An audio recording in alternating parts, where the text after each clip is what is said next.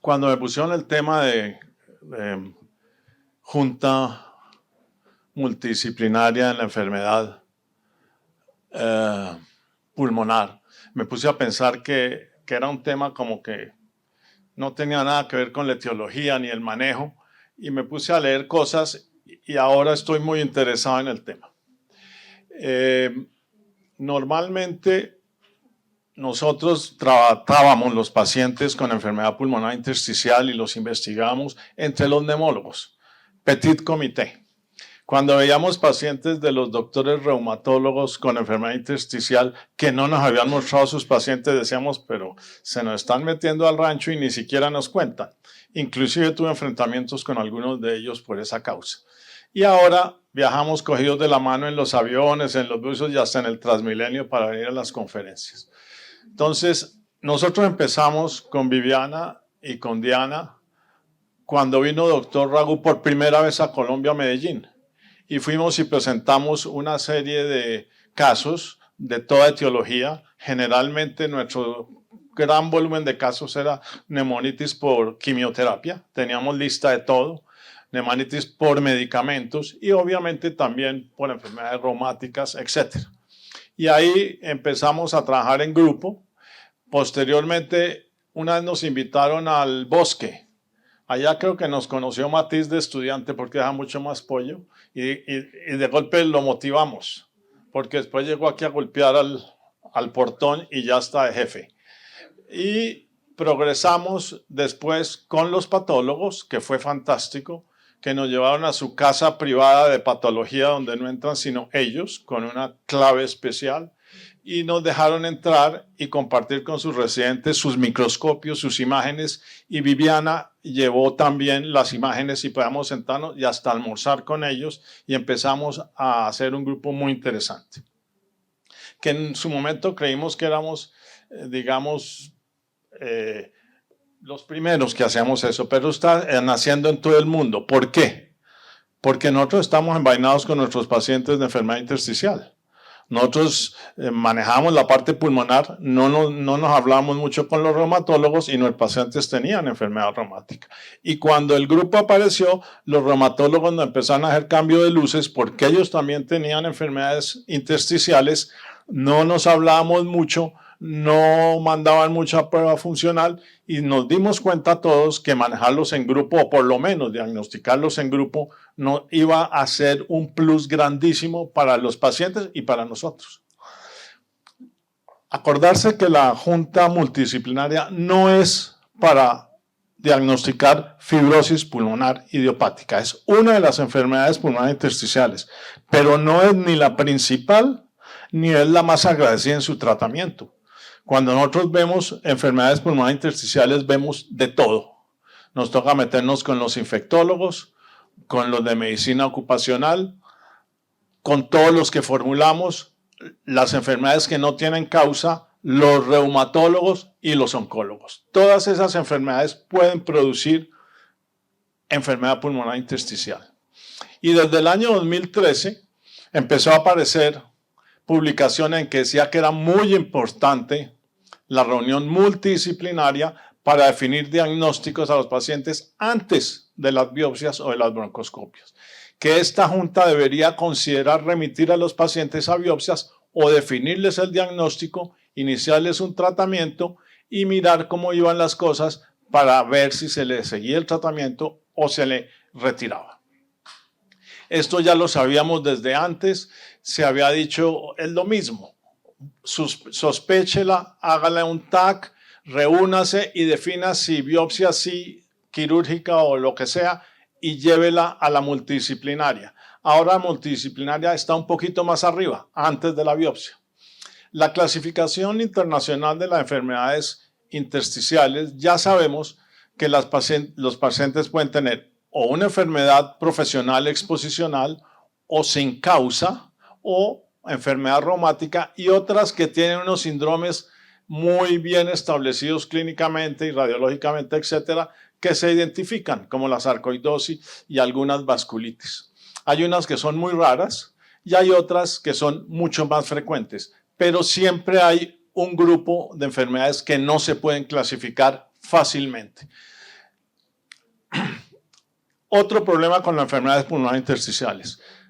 Tienen crisis agudas. Entonces una persona llega en insuficiencia respiratoria a un hospital y no sabíamos o no saben los médicos ni la persona sabía que tenía una enfermedad de base y llega en falla respiratoria. O lo contrario, sabía que tenía artritis reumatoidea, que tenía algo en el pulmón, etcétera, y le da una crisis aguda.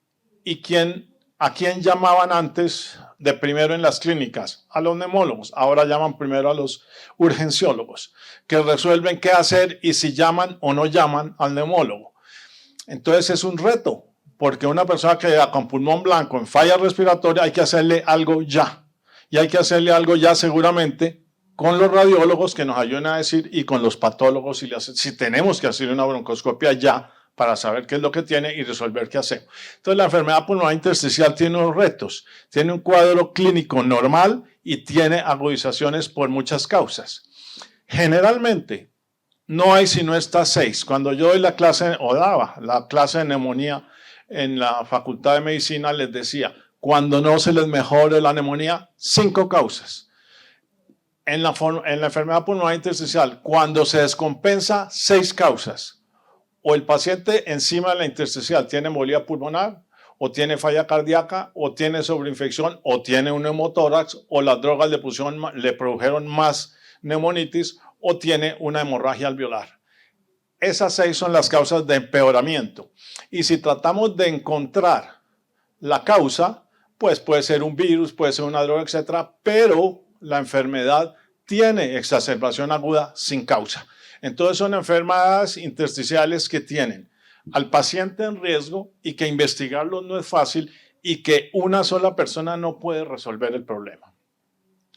En el año 2013 se establecieron, este es del 18, pero desde el 13 ya se establecieron cuáles son los patrones en la radiología y los radiólogos rápidamente empezaron a reportarlo en esa forma y las definieron y en todas partes está, esto es la idiopática. Pero eso funcionaba para la idiopática, no para las demás, porque las demás tienen múltiples variaciones en sus imágenes. Y lo peor, que nosotros no lo sabíamos y solamente lo saben los radiólogos, un TAC mal hecho en expiración confunde a todo el mundo. Un TAC bien hecho en inspiración es como debe hacer el diagnóstico de las intersticiales. Ese es el mismo individuo en expiración y en full inspiración. Paso de tener un EPID gravísimo a tener enfisema. Entonces, esas claves del diagnóstico las saben los radiólogos y por eso son importantísimos en la multidisciplinaria. Y ni hablar de los patólogos, eso sí ya lo sabíamos antes. Si el patrón es de neumonía intersticial usual, el pronóstico es muy malo. Si son patrones mal definidos y más sencillos, el pronóstico es mucho mejor. Esa es la importancia de conocer el patrón histológico. Entonces ya empezamos a unirnos en el manejo. Todas las personas con enfermedades intersticiales, ya dijimos, vienen de muchas partes, de enfermedades reumáticas, de fumar, de medicamentos, etc. Y eso es lo que vamos a ver en las clínicas de enfermedad pulmonar intersticial. Pero fíjense, la idiopática es solamente el 20% de los pacientes que vamos a ver. Lo demás son personas con enfermedades tratables y manejables. Entonces, es fascinante que vamos a ver toda clase de pacientes, toda clase de causas y toda clase de circunstancias clínicas, agudas o crónicas, que tienen algún tipo de mensaje. Entonces, en este punto, de golpe es mejor saber clínica que saber investigación, porque con la clínica mejoramos muchos, con la investigación nos vamos a demorar varios años, doctor. Entonces, los criterios del diagnóstico, ya en el 18 dijeron, ojo, la reunión multidisciplinaria rapidito para hablar de todos estos temas porque les van a llegar toda clase de pacientes diferentes. Quedó perfectamente establecido cuáles eran las grandes dificultades. Resulta que no todos los radiólogos y no todos los patólogos miran lo mismo. La misma biopsia para unos es esto y para otros es esto, porque los criterios no son totalmente claros y todos lo sabemos. Entonces eso hace difícil el manejo de estas enfermedades. ¿Cómo incorporamos lo que nos dice el patólogo al cuadro clínico? ¿Qué es lo que finalmente le interesa al paciente? La patóloga me dijo que tenía una neumonitis de hipersensibilidad pero resulta que la paciente lo que es una gran fumadora. Entonces, ¿cómo meto yo esa biopsia dentro del cuadro clínico? O el paciente tiene artritis reumatoidea y me llega con un cuadro de cavitaciones en el pulmón y no me cuadran las cosas. Entonces, esa junta sirve para involucrar los tres conceptos y llegar a un diagnóstico preciso. Y lo más complicado, no lo más complicado, porque ya ahora vemos que no es tan complicado. No todos los pacientes tienen patología. ¿Por qué? Porque llegan a los 10 años de enfermedad o a los 4 años de enfermedad y la biopsia es de alto riesgo. Entonces no se la pueden hacer. El paciente nunca tuvo biopsia y se está asfixiando ya. O tiene una biopsia inicial y viene a la junta 5 años después de tratamiento o de no tratamiento. Y los estados terminales que no pueden tener biopsia.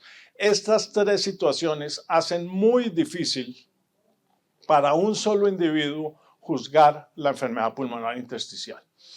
Empezaban o han aparecido publicaciones sobre las series de estas juntas multidisciplinarias y les voy a traer dos que tienen cada serie un número muy parecido, doctor Matiz, al número de pacientes que nosotros ya tenemos.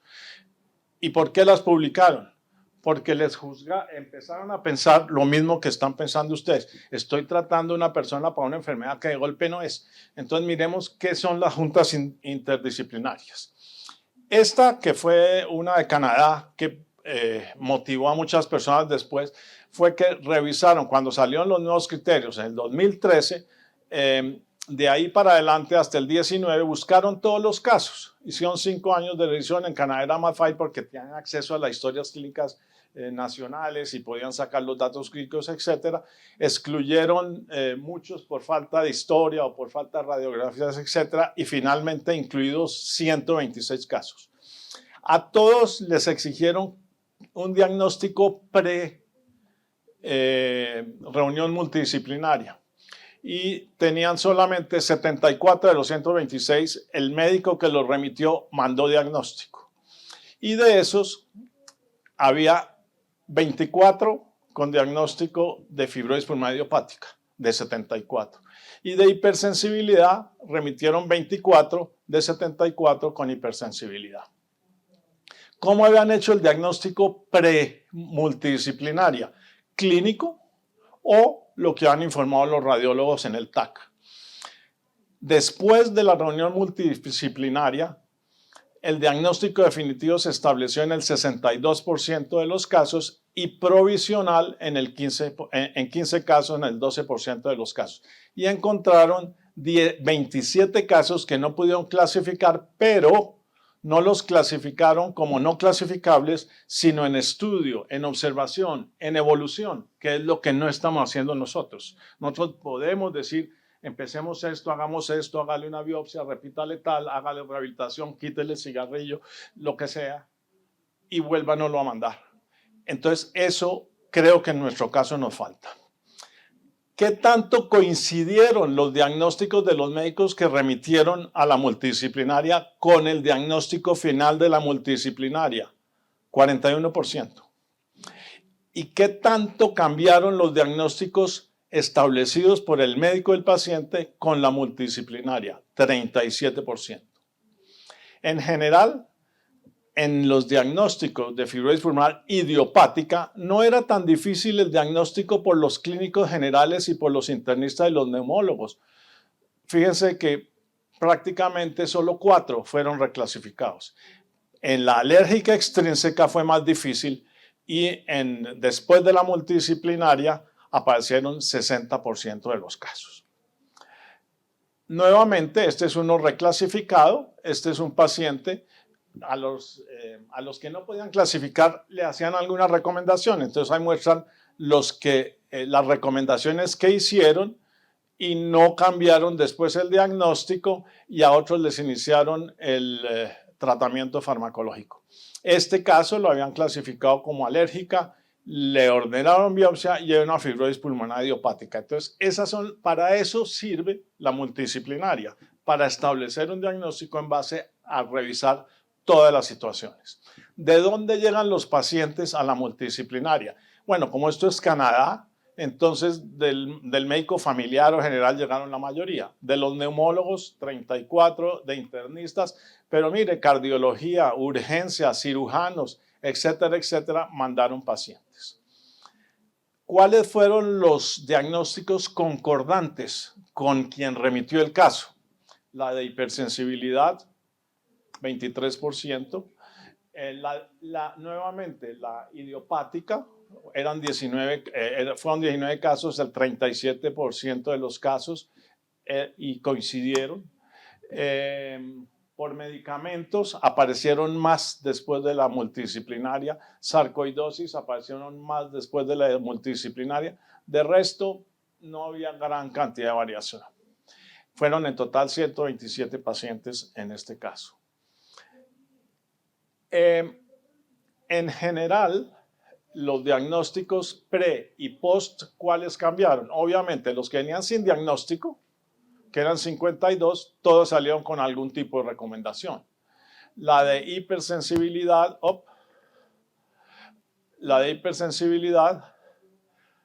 ¿sí?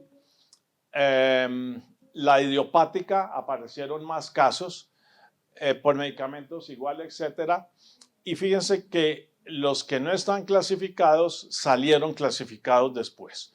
Estos fueron que no mencionaban diagnóstica. Estos no los dijeron imposibles de clasificar. Multidisciplinaria lograron clasificarlos. Posteriormente vino otra publicación similar, pero de Baltimore. Y en general eran personas un poco más jóvenes, y en esta lo que les llamó la atención es que ellos buscaron muy cuidadosamente en la historia clínica exposición ambiental, que se veía pobre en las historias clínicas de remisión a la junta multidisciplinaria. Y encontraron que muchas personas tenían exposición ambiental o laboral que eran las responsables de su enfermedad. Y en la historia clínica, ahí ven, allá llegaron ya pacientes con enfermedad reumática establecida, con personas que toman ciertos medicamentos que se sabía que podían producir fibrosis, cáncer, etc. Los patrones que los patólogos reportaron en las biopsias de esta serie de Maryland eran estos. UIP, pero fíjense, ese patrón lo encontraron no solo, que todos hemos insistido en eso, no solo en la fibrosis pulmonar idiopática, también el UIP existe en las enfermedades autoinmunes, en las de alergia, en las ocupacionales, en las no clasificables. Entonces, los patrones son patrones, no son diagnósticos de la enfermedad, que era lo que creíamos antes, porque antes en la Facultad de Medicina los patólogos eran los reyes de la verdad en la reunión de patología. Nos ponían a llorar a todos, presentamos un caso y el paciente no se ha muerto de infarto, sino de otra cosa, y quedamos muy mal y ellos orgullosos. Esto cambió. En este caso, ellos nos dan patrones, y esos patrones sirven para muchas enfermedades. La inespecífica o no específica, en alérgicas, en enfermedades autoinmunes, en idiopática, en enfermedades agudas. Las no clasificables, en el cigarrillo, en autoinmunes. Entonces, saber que los patrones de los patólogos son patrones, no son diagnósticos. En esta serie se encontró que los diagnósticos no coincidentes entre quien remitió el caso y la junta fueron aclarados especialmente, y cada círculo es el número de pacientes en cada uno de los grupos. ¿Qué fue lo que la junta multidisciplinaria más le sirvió para llegar a un diagnóstico? La exposición ambiental y la interpretación de las radiografías, y mucho menos las biopsias, pero porque eran mucho menos casos. Pero eso es para mostrarles que la cantidad de biopsias no es en todos los casos, sino en los que está indicado. Entonces, muy importante la historia clínica. Posteriormente, teníamos el problema de que todos no hablábamos el mismo idioma. Los reumatólogos tenían un idioma para escribir sus patrones radiológicos, el nuestro era diferente. Los neumólogos todos decíamos, expresamos diferente las cosas y ante los términos de los patólogos igualmente. Entonces se resolvió tratar de establecer un idioma común y se hicieron múltiples reuniones. Ahí están todas las facultades importantes, los hospitales del mundo, para tratar de establecer un idioma igual. Y por lo menos también llegaron a la conclusión que las juntas multidisciplinarias podían hacer diagnósticos exactos, confidentes, seguros, y otras que eran inclasificables. Pero en esos intermedios había dos grados, el que tenía una confianza, una seguridad casi total y otros que tenían un poco menos. Pero si tenían menos de 50% de seguridad en el diagnóstico, debían ser no clasificables. Y con esos tres niveles pudieron, digamos, facilitar el final de la junta multidisciplinaria, porque nosotros estábamos acostumbrados a que la junta multidisciplinaria tenía que salir con diagnóstico y eso nos dimos cuenta que era imposible. Después simplemente esto es para mostrar algunas publicaciones para los que quieran tener bonitas diapositivas y cosas sobre enfermedad intersticial. Este es de los franceses en el New England Journal of Medicine, muy lindo, explica toda la situación, etcétera, y resalta la importancia de la junta multidisciplinaria y demuestra que la parte final la debe hacer una multidisciplinaria, pero que los exámenes rutinarios de todos los días se pueden hacer en consulta general o en medicina interna.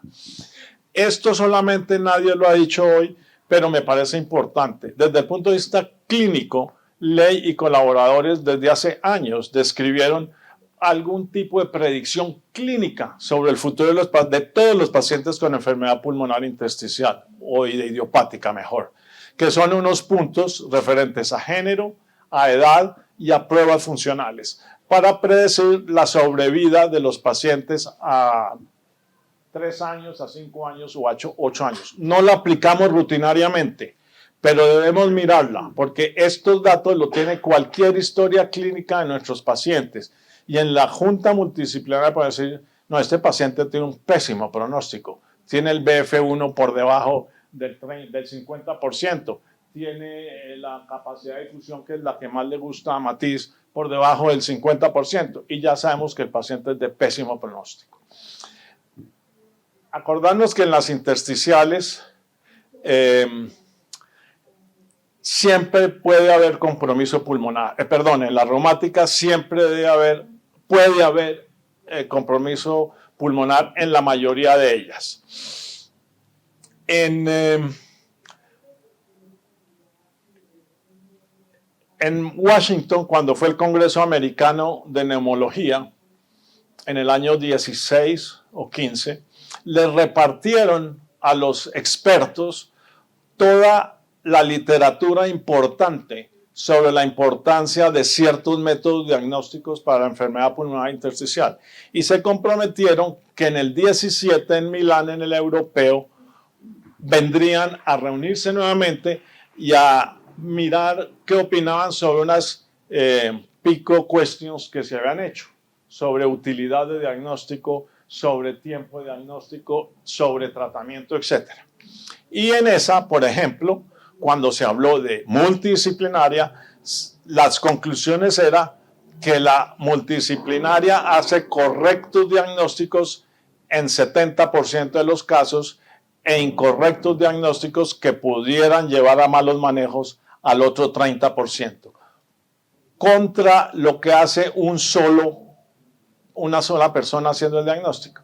O sea, que la multidisciplinaria definitivamente era mucho mejor que la persona única, llámelo neumólogo, radiólogo o patólogo. Era mejor hacerla con grupo.